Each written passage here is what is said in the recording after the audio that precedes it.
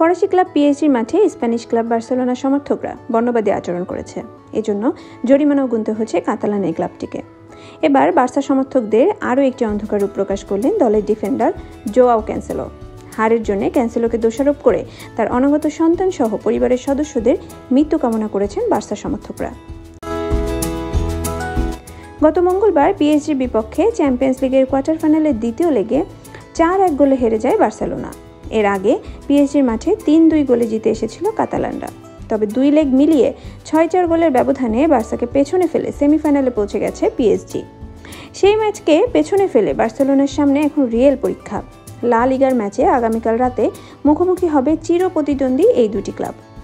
তবে বড় ম্যাচ সামনে রেখেও পিএসজির বিপক্ষে হারের পর সমর্থকদের নিষ্ঠুরতা ভুলতে পারছে না এই ফুটবলার। ক্যান্সেলো বলেন, ইনস্টাগ্রামে কিছু মন্তব্যে আমার অনাগত মেয়ের মৃত্যু কামনা করা হয়েছে। বার্সা সমর্থকরা অনেক কিছুই সামনাসামনি বলে না, কারণ তাদেরকে সমস্যায় পড়তে হবে। তবে সামাজিক যোগাযোগ মাধ্যমে যাচ্ছে তাই মন্তব্য করে তারা। আমার গার্লফ্রেন্ডের প্রতি, আমার মেয়ে, অনাগত সন্তান সবার প্রতি ক্ষোভ ঝাড়ে তারা।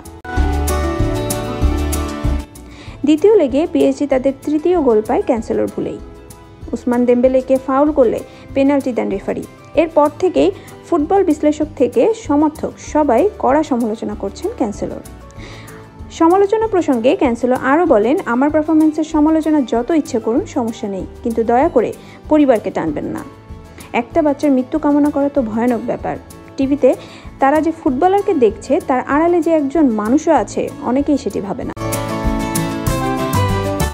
এর আগে পিএসজির কাছে 4-1 ব্যবধানে হেরে চ্যাম্পিয়ন্স লিগের কোয়ার্টার ফাইনাল থেকে বিদায়ের 2 দিনের মধ্যেই নতুন দুঃসংবাদ পায় বার্সেলোনা।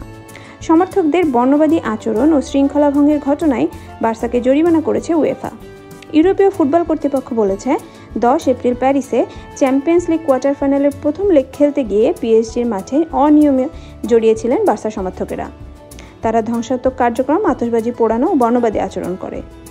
সেদিনের ঘটনায় পৃথক 3টি অভিযোগে 32,000 ইউরো জরিমানা হয়েছে বার্সেলোনার, যা বাংলাদেশি মুদ্রায় 37.5 লাখ টাকা।